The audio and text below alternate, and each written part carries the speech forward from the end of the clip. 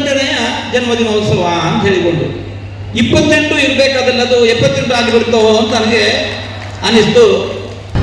ಇಲ್ಲ ಅದು 78. KS ಈಶ್ವರಪ್ಪನವರಿಗೆ ಮುಂದಿನ ದಿನಗಳಲ್ಲಿ ಸರ್ಕಾರದ ನೇತೃತ್ವ ವಹಿಸುವ ಭಾಗ್ಯವನ್ನು ಪರಮಾತ್ಮ ಕರುಣಿಸಲಿ ಎಂದು ಉಡುಪಿ ಪೇಜಾವರ ಮಠದ ಶ್ರೀ ವಿಶ್ವಪ್ರಸನ್ನತೀರ್ಥ ಸ್ವಾಮೀಜಿಗಳು ಹರಿಸಿದ್ದಾರೆ. KS ಈಶ್ವರಪ್ಪರವರ 78ನೇ ಹುಟ್ಟುಹಬ್ಬದ ಪ್ರಯುಕ್ತವಾಗಿ KS ಈಶ್ವರಪ್ಪ ವಿಮಾನ ಬಳಗದ ಸಹಕಾರದೊಂದಿಗೆ ಶ್ರೀಗಂಧ ಸಂಸ್ಥೆ Shri Marikamma micro finance private limited ವತಿಯಿಂದ ಮಲ್ಲೇಶ್ವರ ನಗರದ KS ಈಶ್ವರಪ್ಪನ ಮನೆಯ ಬಳಿ ಹಮ್ಮಿಕೊಂಡಿದ್ದ 78ನೇ ಹುಟ್ಟುಹಬ್ಬದ ಪ್ರಯುಕ್ತ ಸಾಮೂಹಿಕ ಸತ್ಯನಾರಾಯಣ ಪೂಜೆ, ಸಾಮೂಹಿಕ ರುದ್ರಪಠಣ, ಮಂಗಳ ರೀತಿ ಸಮರ್ಪಣೆ, ಸಂಗೀತಾಭಿವಂದನೆ, ಸಮೂಹ ಗಾಯನ ಕಾರ್ಯಕ್ರಮವನ್ನು ಉದ್ಘಾಟಿಸಿ ಅವರು ಮಾತನಾಡಿದರು. ಸಭಾಂಗಣ ಪ್ರವೇಶಿಸುವಾಗ ಫ್ಲೆಕ್ಸ್ನಲ್ಲಿ ಈಶ್ವರಪ್ಪರವರಿಗೆ 78ನೇ ಹುಟ್ಟುಹಬ್ಬ ಎಂದಿತ್ತು. ಎಲ್ಲೋ ಅದು ತಪ್ಪಾಗಿದೆ ಎಂದು ಅನಿಸಿತು. ಏಕೆಂದರೆ ಅವರು 28ರ ಯುವಕರಂತೆ ಸಮಾಜಕ್ಕಾಗಿ ಕ್ರಿಯಾಶೀಲರಾಗಿ ಬದುಕುತ್ತಿದ್ದಾರೆ. ಧರ್ಮದ ಹಿಂದುತ್ವದ ಪ್ರಶ್ನೆ ಬಂದಾಗ ತನ್ನ ಹಿತವನ್ನು ಬಯಸದೆ ಸಮಾಜಕ್ಕಾಗಿ ಬದುಕುವುದೇ ನಿಜವಾದ ಬದುಕು ಎಂದು ತಿಳಿದು ಸಾಂಸ್ಕೃತಿಕ, ಸಾಮಾಜಿಕ ಹಾಗೂ ಧಾರ್ಮಿಕ ಕಾರ್ಯಕ್ರಮಗಳನ್ನು ಮಾಡುತ್ತಾ ಸಮಾಜದೊಂದಿಗೆ ಬೆರೆತು ಜೀವನ ನಡೆಸುತ್ತಿದ್ದಾರೆ. ಎಲ್ಲರ ಪ್ರೀತಿಗೆ ಪಾತ್ರರಾಗಿದ್ದಾರೆ. ಭಗವಂತ ಅವರಿಗೆ ಆಯುಸ್ಸು, ಆರೋಗ್ಯ, ಸುಖ, ಸಂತೋಷ ಎಲ್ಲವನ್ನು ಕರುಣಿಸಲಿ ಎಂದು ಅವರು ಆಶೀರ್ವದಿಸಿದರು.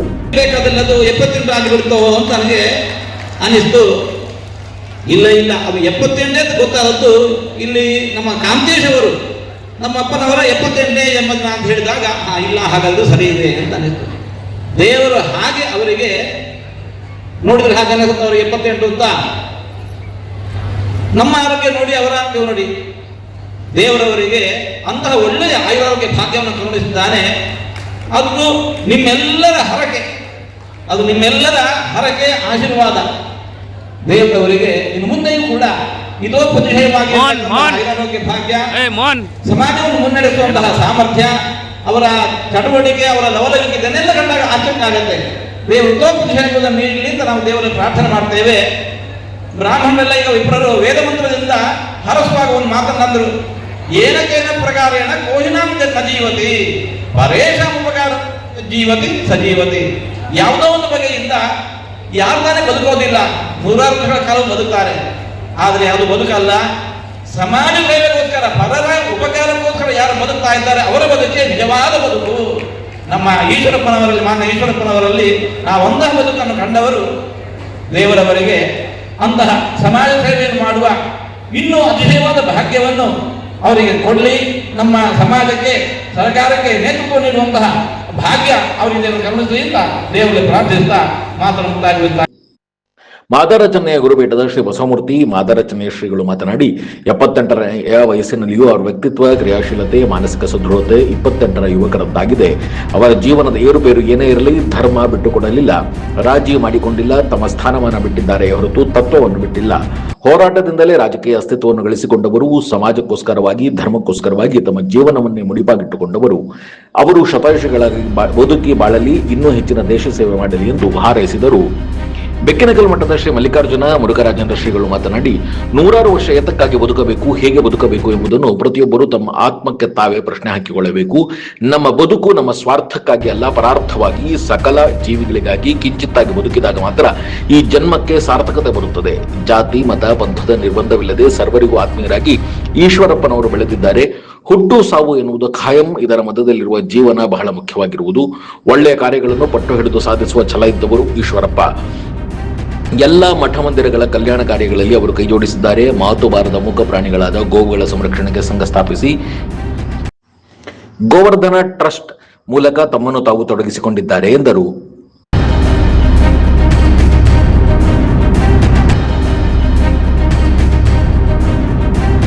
ಒಂದು ಸಣ್ಣ ಬ್ರೇಕ್ ನಂತರ ಸ್ವಾಮೀಜಿಗಳು KS ಈಶ್ವರಪ್ಪರವರಿಗೆ ನೀಡಿದ ಆಶೀರ್ವಚನಗಳನ್ನು ಕೇಳೋಣ ಬನ್ನಿ.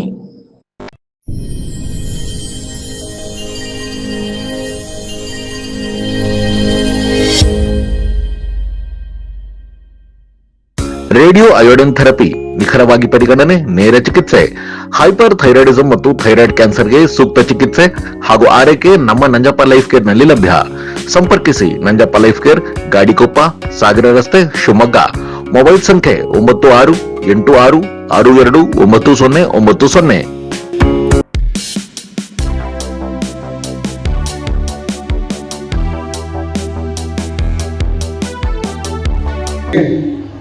ಎಪ್ಪತ್ತೆಂಟಲ್ಲ 28 ಅಂತ ಹೇಳಿ ನಾವು ಭಾವಿಸಿದ್ವಿ ಅಂತೇಳಿ. ಅವರ ವಯಸ್ಸಿನಲ್ಲಿ 78 ಆಗಿರ್ಬೋದು, ಆದರೆ ಅವರ ವ್ಯಕ್ತಿತ್ವ ಮತ್ತು ಕ್ರಿಯಾಶೀಲತೆ ಮತ್ತು ಅವರ ಮಾನಸಿಕ ಸದೃಢತೆ ನಿಜಕ್ಕೂ ಕೂಡ 28ರ ಪ್ರಾಯದಲ್ಲಿ ಇದ್ದಾರೆ ಅಂತ ಹೇಳೋದಕ್ಕೆ ತುಂಬ ಹೆಮ್ಮೆ ಅನಿಸ್ತಾ ಇದೆ. ಪಟಾಭಿಜಿಯವರು ತುಂಬ ಒಳ್ಳೆಯ ಮಾತನ್ನು ವ್ಯಕ್ತಪಡಿಸಿದರು. ಅವರ ಜೀವನದ ಅನೇಕ ಬೆಳವಣಿಗೆಯ ಏರುಪೇರಿನಲ್ಲಿ ಎಂದೂ ಕೂಡ ಧರ್ಮವನ್ನು ಬಿಟ್ಟುಕೊಟ್ಟವರಲ್ಲ, ಎಂದೂ ಕೂಡ ಸನಾತನ ಧರ್ಮದ ಧಾರ್ಮಿಕ ಎದ್ದಿವರಿಯನ್ನು ಬಿಟ್ಟುಕೊಟ್ಟಿರುವಂಥವರಲ್ಲ, ನಮ್ಮ ಜೀವನದಲ್ಲಿ ಎಂದೂ ಕೂಡ ರಾಜಿಯನ್ನು ಮಾಡಿಕೊಟ್ಟಂಥವರಲ್ಲ. ಅವರು ತಮ್ಮ ಸ್ಥಾನಮಾನಗಳನ್ನು ಬಿಟ್ಟವರೇ ಹೊರತು ತತ್ವವನ್ನು ಎಂದೂ ಕೂಡ ಬಿಟ್ಟಂಥವರಲ್ಲ ಅನ್ನುವಂಥ ಮಾತು ಬಹಳ ಸತ್ಯವಾಗಿರುವಂಥದ್ದು. ಅಂಥ ಈಶ್ವರಪ್ಪನವರು ನಮ್ಮೊಂದಿಗೆ ಇವತ್ತು 80ರ ದಶಕದ ವಸ್ತಿನಲ್ಲಿದ್ದಾರೆ. ಅವರಿಗೆ ಬಸವಾದಿ ಪ್ರಬುದ್ಧರು, ಅವರ ಕುಟುಂಬದ ದೈವ ಮತ್ತು ಇಲ್ಲಿ ಕುಳಿತಿರುವಂಥ ಎಲ್ಲ ಪೂಜ್ಯರು ಅವರಿಗೆ ಶತಾಯುಷಿಗಳಾಗಿ ಬದುಕಬೇಕು, ಬಾಳಬೇಕು. ಅವರ ಕುಟುಂಬ ವರ್ಗದವರು ಹಾಗೇನೆ ಬದುಕಬೇಕು, ಬಾಳಬೇಕು. ಭಗವಂತ ಅವರಿಗೆ ಆಯುಷು, ಆರೋಗ್ಯ, ಅವರು ಮತ್ತಷ್ಟು ಈ ದೇಶವನ್ನು ಸೇವೆಯನ್ನು, ಸಮಾಜ ಸೇವೆ ಮಾಡುವಂಥ ಶಕ್ತಿಯನ್ನು ನೀಡಬೇಕು ಎನ್ನುವಂಥ ನಿಟ್ಟಿನಲ್ಲಿ ಈ ಸಂದರ್ಭದಲ್ಲಿ ಶುಭವನ್ನು ಕೋರ್ತೀವಿ ಎನ್ನುವಂಥದ್ದು. ಈಶ್ವರಪ್ಪನವರು ಸದಾ ಹೋರಾಟದ ಮೂಲಕವೇ ತಮ್ಮ ರಾಜಕೀಯ ಅಸ್ತಿತ್ವವನ್ನು ಕಂಡುಕೊಂಡು ಬಂದಿರುವಂಥವರು. ರಾಜಕೀಯ ಅಂತ ಹೇಳಿದ್ರೆ ಏರುಪೇರು ಇರುವಂಥದ್ದನ್ನು ನಾವು ನೋಡ್ತಾ ಇರ್ತೀವಿ. ಅಂತಹ ಸಂದರ್ಭದಲ್ಲಿ ಕೂಡ ಯಾವತ್ತೂ ಕೂಡ ವಿಚಲಿತರಾಗದೆ ಧರ್ಮಕ್ಕೋಸ್ಕರ, ಸಮಾಜಕ್ಕೋಸ್ಕರ ತಮ್ಮ ಹೋರಾಟವನ್ನು ಮುಡುಪಾಗಿಟ್ಟಂಥವರು ಈಶ್ವರಪ್ಪನವರು. ಅಂಥವರಿಗೆ ಈ ಸಮಾಜ ಮತ್ತು ದೇಶ ಕಟ್ಟುವಂಥ ಕೆಲಸಕ್ಕೆ ಮತ್ತಷ್ಟು ಶಕ್ತಿಯನ್ನು ನೀಡಬೇಕು ಅನ್ನುವಂಥ ಒಂದು ಅಭಿಪ್ರಾಯ ನಮ್ಮೆಲ್ಲರಿಗೂ ಕೂಡ ಆಗಿದೆ ಅನ್ನುವಂಥದ್ದು. ಈಶ್ವರಪ್ಪನವರ ಕುಟುಂಬ ವರ್ಗದವರು ಮತ್ತು ಅವರ ಪುತ್ರ ಅವರಿಗೆ ಸದಾ ಬೆಂಬಲವಾಗಿ ನಿಂತುಕೊಂಡು ಈ ದೇಶ ಮತ್ತು ಸಮಾಜವನ್ನು ಕಟ್ಟುವಂಥ ಕೆಲಸದಲ್ಲಿ ಅವರು ಕೂಡ ಭಾಗಿಯಾಗಿದ್ದಾರೆ ಎನ್ನುವಂಥ ಮಾತು ಬಹಳ ಹೆಮ್ಮೆ ಪಡುವಂಥದ್ದು. ಬಹುಶಃ ಸಾಮೂಹಿಕವಾಗಿ ಒಂದು ಅಭಿಪ್ರಾಯ ಏನಂದ್ರೆ 78-28 ಪ್ರಾಸಬದ್ಧವಾಗಿದೆ ಅಂತ ಅಷ್ಟೇ ಅಲ್ಲ, ಆ ಪ್ರಾಸಕ್ಕೆ ಅನುಗುಣವಾಗಿಯೇ ಈಶ್ವರಪ್ಪನವರು ಇದ್ದಾರೆ ಅನ್ನೋದು ಕೂಡ ಸತ್ಯ. ಯಾಕೆಂದ್ರೆ ಕೆಲವು ಸಲ ಉದಾಹರಣೆ ಕೊಡ್ತೀವಿ, ಅದಕ್ಕೆ ತಕ್ಕಂತೆ ಇರೋದೇ ಇಲ್ಲ.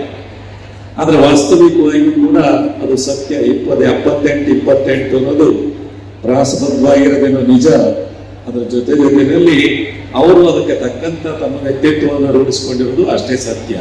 ಹಾಗಾಗಿ ಅದಕ್ಕೊಂದು ಅರ್ಥ ಬಂದಿದೆ.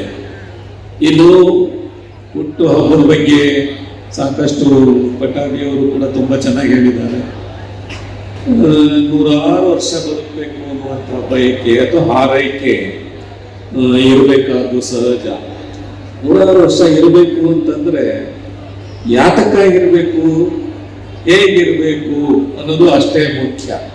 ಎಲ್ಲರೂ ಬಯಸೋದೇನೋ ಸರಿ, 106 ವರ್ಷ ಇರಬೇಕು ಅಂತ ಬಯಸೋದು ಸರಿನೇ, ಅದರಲ್ಲಿ ಏನೂ ತಪ್ಪಿಲ್ಲ. ಆದ್ರೆ ಯಾತಕ್ಕಾಗಿ ಮತ್ತು ಹೇಗಾಗಿ ಇದನ್ನ ಇವತ್ತು ಪ್ರತಿಯೊಬ್ಬರು ಕೂಡ ತಮ್ಮ ಆತ್ಮಕ್ಕೆ ತಾವೇ ಒಂದು ಪ್ರಶ್ನೆ ಹಾಕೋಬೇಕು. ಯಾಕೆಂದ್ರೆ 106 ವರ್ಷ ನಾವು ಬದುಕ್ತಿದ್ದೀವಿ, ಏನು ಸಾರ್ಥಕತೆ ಏನು? ನಮ್ಮ ಬದುಕು ನಮ್ಮ ಸ್ವಾರ್ಥಕ್ಕಾಗಿ ಆಗಲ್ಲ, ಸಂಕುಚಿತ ಭಾವನೆಗಳಿಗಾಗಿ ಅಲ್ಲ, ಸ್ವಾರ್ಥಕ್ಕಿಂತಲೂ ಮೀರಿದ ಪರಾರ್ಥ ಬದುಕನ್ನ ಸಕಲ ಜೀವಿಗಳಿಗೂ ಕೂಡ ಕಿಂಚಿತ್ತು ಉಪಕೃತರನ್ನಾಗಿ ಮಾಡ್ತಕ್ಕಂಥದ್ದು, ಉಪಚಾರವನ್ನು ಮಾಡ್ತಕ್ಕಂಥದ್ದು ಯಾರು ತಮ್ಮ ಜೀವನದಲ್ಲಿ ಪ್ರಾಶಸ್ತ್ಯ ಕೊಡ್ತಾರೋ ಅಂಥವರು 106 ವರ್ಷ ಬದುಕಿದ್ರೆ ಅದಕ್ಕೊಂದು ಅರ್ಥ ಇದೆ, ಅದು ಸಾರ್ಥಕತೆ ಇದೆ. ಹಾಗಾಗಿ ಇಲ್ಲಿ ನಿಜಕ್ಕೂ ಕೂಡ ಸನ್ಮಾನ್ಯ ಈಶ್ವರಪ್ಪನವರು ತಮ್ಮ ಬದುಕಿನ ಸಾರ್ಥಕತೆಯನ್ನು ಕಂಡುಕೊಂಡಿರುವುದು ಈ ಸಕಲ ಜೀವಿಗಳ ಹಿತವನ್ನು ಬಯಸುತ್ತಾ ಎಲ್ಲರಿಗೂ ಒಳಿತಾಗಲಿ ಎನ್ನುವಂತಹ ಬಯಸಿಕೆಯನ್ನ ಇಟ್ಕೊಂಡು ಆ ಬಯಕೆಯನ್ನು ಪೂರೈಸುವಂತಹ ಮಹಾಮಣಿಯವನ್ನು ಕೂಡ ಅವರು ಜೀವನದ ಉದ್ದಕ್ಕೂ ನಡೆಸ್ಕೊಂಡು ಬರ್ತಾ ಇದ್ದಾರಲ್ಲ. ಹಾಗಾಗಿ ಅಂಥವರ ಇನ್ನೂ ಶತ ಆಯುಷ್ಯ ಏನಿದೆ ಅದು ಸಾರ್ಥಕ್ಯ ಪಡ್ಕೊಳ್ತದೆ ಎನ್ನುವಂತಹದ್ದನ್ನ ಆದಷ್ಟಿಯಿಂದ ಸನ್ಮಾನ್ಯ ಈಶ್ವರಪ್ಪನವರಿಗೆ ನಾವು ಕೂಡ ಅದೇ ಒಂದು ಹಾರೈಕೆಯನ್ನ ಭಗವಂತ ಪೂರೈಸಲಿ ಅಂತೇಳಿ ನಾವು ಆಶಿಸ್ತಾ ಇದ್ದೇವೆ.